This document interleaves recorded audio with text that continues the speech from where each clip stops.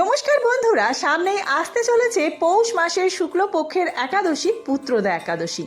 এটি এই বছরের অর্থাৎ 2025 সালের শেষ একাদশী।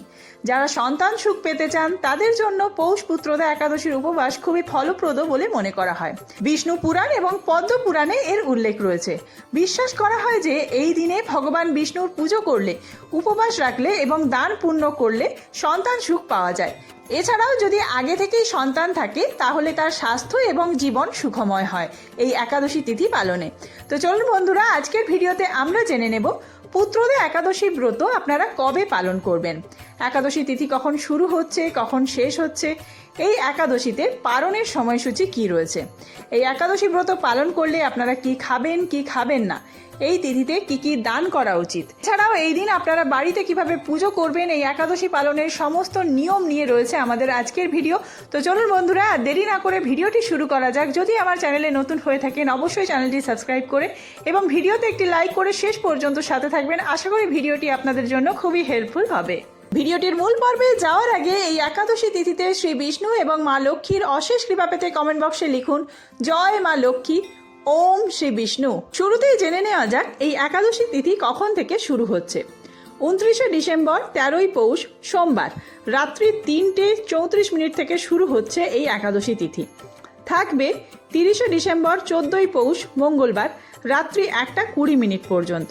অর্থাৎ এই পরিস্থিতিতে উদয় তিথি অনুযায়ী 30শে ডিসেম্বর 14ই পৌষ মঙ্গলবার এই দিনেই একাদশীর ব্রতোপবাস এবং নিশি পালন রয়েছে। এই একাদশী তিথির পালনের সময়সূচি থাকছে পরের দিন 31শে ডিসেম্বর 15ই পৌষ বুধবার সকাল 6:15 থেকে শুরু করে সকাল 9:20 মধ্যে। এই দিনে ব্রহ্ম মুহূর্তে অর্থাৎ সূর্যোদয়ের আগে ঘুম থেকে উঠে ঘরবাড়ি সমস্ত কিছু পরিষ্কার করে নিয়ে বিষ্ণুর পুজোর সংকল্প নিন।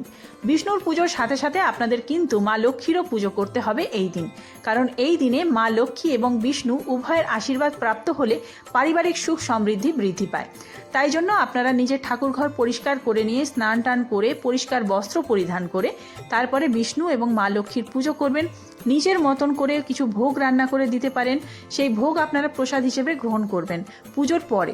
তবে পুজোর সময় আপনারা হলুদ ফুল অর্পণ করতে পারেন, মা লক্ষ্মীকেও অর্পণ করবেন এবং নারায়ণকেও অর্পণ করতে পারেন। এক্ষেত্রে আপনারা নারায়ণকে তুলসী পাতা দেবেন, মা লক্ষ্মীকে বেল পাতা দেবেন। আর এই দিনে আপনারা শিবেরও পুজো করতে পারেন, শিবের পুজোয় বেলপাতা লাগবে, অপরাজিতা ফুল লাগবে। এরপরে আপনারা 5 রকমের ফলের নৈবেদ্য দিতে পারেন আর ভোগ প্রসাদে যা কিছু রাখবেন রাখতে পারেন। নৈবেদ্য সমস্ত কিছু অর্পণ করা হয়ে গেলে ধূপ দীপ দেখিয়ে আরতি করবেন এবং পুজো সম্পন্ন হবে।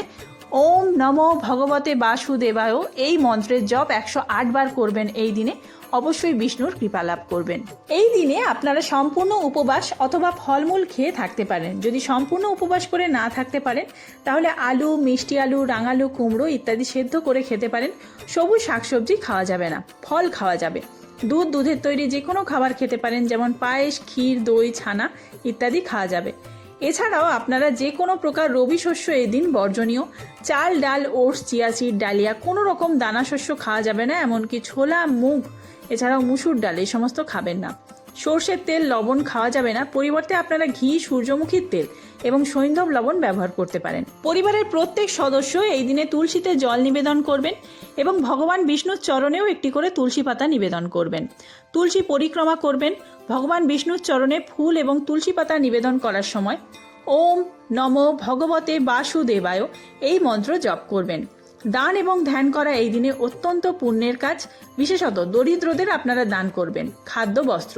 এছাড়াও যদি কোনো দরিদ্র দুঃখী ব্যক্তিকে দেখেন আপনার সাধ্যমতো দান করবেন। রাত্রিবেলা জাগরণ করে ভগবানের নাম জপ করতে পারেন। পরদিন দ্বাদশীতে পারণ করে এই উপবাস নির্দিষ্ট সময়ে ভঙ্গ করবেন। সদ্য বিবাহিত দম্পতিরা এই একাদশী ব্রত পালন করতে পারেন সন্তান কামনায়। এছাড়াও যাদের সন্তান রয়েছে সেই সন্তানের মঙ্গল কামনায় আপনারা অবশ্যই এই একাদশী ব্রত পালন করুন। তো বন্ধুরা, আজকের ভিডিওটি এই পর্যন্তই। খুব তাড়াতাড়ি এই একাদশীর ব্রত মাহাত্ম্য কথা নিয়ে ভিডিও আসছে, এছাড়াও একাদশীর ডিটেলসে ভিডিও আসছে। সেই সমস্ত ভিডিও দেখার জন্য অবশ্যই চ্যানেলটি সাবস্ক্রাইব করে সাথে থাকবেন। তাছাড়াও পৌষ পূর্ণিমা আসছে সামনে, সেই ভিডিও খুব তাড়াতাড়ি আসছে। সমস্ত ভিডিও দেখার জন্য সাথে থাকবেন। আর এই ভিডিওটি হেল্পফুল হয়ে থাকলে বন্ধুদের মধ্যে অনেক বেশি শেয়ার করবেন। ধন্যবাদ।